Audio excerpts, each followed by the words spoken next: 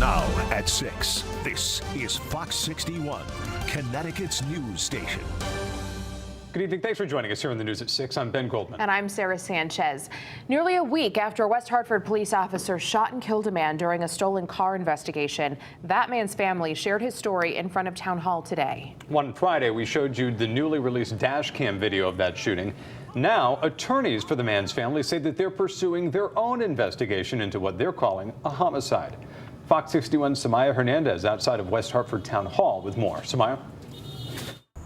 The family says it saw and heard Mike Alexander Garcia's last moments on the news on Friday. Authorities are investigating whether the use of deadly force was justifiable by West Hartford police, but meanwhile, the family says that it wasn't. He's gone forever. Sheely Alexander Garcia haunted by her brother's last moments. We are left with the memory of his suffering. I keep hearing his voice. Please don't kill me. Her older brother, 34-year-old Mike Alexander Garcia, was driving a car out of a New Britain Avenue Town Fair Tire service bay and being bitten by police dog Isla when he was shot multiple times by Officer Andrew Teeter Tuesday. The Office of Inspector General is investigating if the use of deadly force was justifiable. During the seconds, Alexander Garcia drove this RAV4 out of the garage, hit a police cruiser, and crashed into a pole. I know Mike was terrified in that car. My brother is dead because the police shot him 3 times even though he had no weapon. On Friday, West Hartford Police Chief Vernon Riddick said, quote, "This was a dangerous situation involving multiple attempted carjackings, and I encourage the public and media to review all of the details." The family in West Hartford visiting from Wyndham. Jacqueline Garcia, too grief-stricken to speak about her oldest child. Attorneys now speaking on their behalf. In the video, the officer never issues a clear command to Mike telling him how he can avoid death. The officer just says, "I'm going to shoot you." It appears that an absolutely tragic incident has occurred, and it appears to us at our initial investigation that it was caused by an escalation by the police. Alexander Garcia was known to police. The family says he struggled with addiction, but past larceny violations didn't make him violent. There's no excuse for his actions. I'm not standing here defending his actions, but he wasn't a bad person.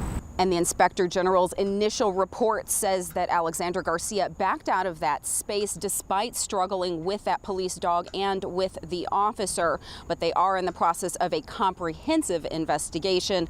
Alexander Garcia died from point-blank shots to the torso.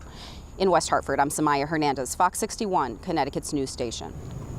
2 workers who were inspecting a roof at an apartment complex in Middletown are hurt on the job. They were shocked when their ladder touched electrical lines. This happened on Stonycrest Drive at the Stonycrest Apartments. All officials are saying about their conditions is the 2 men suffered electrical injuries. Both were taken to Hartford Hospital. Neighbors tonight are describing the scene. I ran over, alerted for 911, and paramedics, ambulance came and, started assisting the guys. OSHA and the fire marshal were said to be on scene. An investigation is ongoing. An officer-involved shooting in Middletown from over the weekend is still under investigation. Police say they responded to Liberty Street Saturday, where they found Winston Tate. When officers approached Tate, he allegedly hit and knocked an officer to the ground before climbing on top of that officer. That's when the officer discharged their weapon. Both the officer and Tate were taken to the hospital. Tate is expected to be released from the hospital and be arraigned tomorrow. Middletown police are also expected to give an update on the incident tomorrow afternoon. New tonight, a Massachusetts man is facing charges for allegedly driving through a parade route in Plainfield. Konstantinos Karamanakis is accused of not stopping at a stop sign and ignoring an officer's signal. He allegedly drove his motorcycle along that parade route on Prospect Street. Police were able to identify him later because of the Red Devil Motorcycle Club patch on his shirt. He's now facing several charges. A man is in the hospital after being shot multiple times at a condo complex in Hamden. Police responded to reports of gunfire at the Regency Hills condo around 1:30 yesterday morning. We're told the SWAT team also responded to the scene. Police say the victim's injuries are serious, but there's no word on his condition. Police have not made any arrests. Across the country and right here in Connecticut, many early education teachers are being paid poverty-level wages. But in New Haven, a program has found a way to help them make ends meet with free housing. Fox 61's New Haven County Bureau reporter Julie LeBlanc explains how. This home, once it's complete, will be the product of a first-of-its-kind concept, one where the Friends Center for Children is housing its educators free of charge. The organization is such that two mothers and their children are able to live together in a single house. Two Friends Center teachers on 2 floors. One of the mothers will be living upstairs. A concept born from a broken system where many educators are living in poverty, a problem the Friends Center sought to solve with this question. How do we raise teacher salaries without raising parent tuition? And we realized that it was really an impossible question to ask. So Executive Director Alex Schiavone and her staff surveyed the teachers, finding only one person owned a home, and for the others, rent was their highest expense. So we realized we wanted to tackle rent, and we wanted to remove that obstacle for teachers. With the help of donors, they bought 2 houses in 2021. One of them is now home to assistant teacher Paris Pierce and her 3 children, who no longer have to worry about paying rent. I was just in awe. My children got to have their own room. I don't have to go to the laundromat anymore to wash clothes. So it means a lot.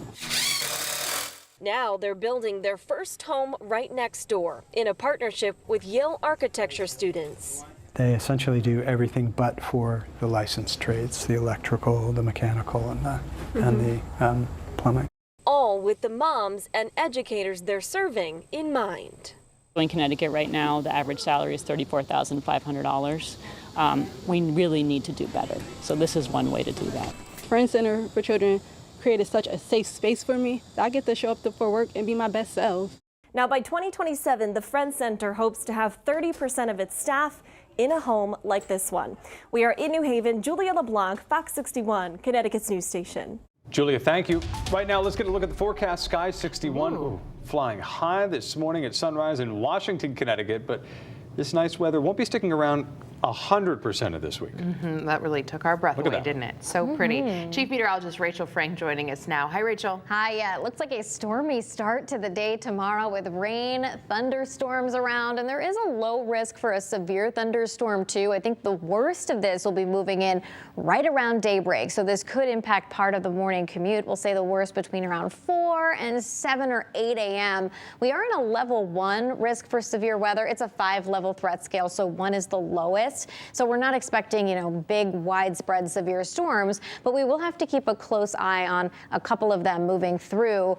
And I would say the risk is higher overall for severe weather just to the south of Connecticut, but it's close enough to keep a close eye on. A flood watch is posted, and I think that's going to be probably the more likely threat with some locally heavier downpours, and that could just be too much over too short of a period of time and kind of overwhelm storm drains. So there could be pockets of flash flooding right around daybreak. Temperatures right now in the 70s and 80s. The rain really doesn't move in until as we head towards and after midnight. We'll talk more about the day tomorrow and what to expect for the week ahead coming up. All right, Rachel, thank you. The National Weather Service confirming the first tornado of the year in Connecticut, hitting a rural part of Litchfield County Saturday night. Meteorologist Ryan Breton reports from Roxbury. He shows us the video that made that confirmation possible.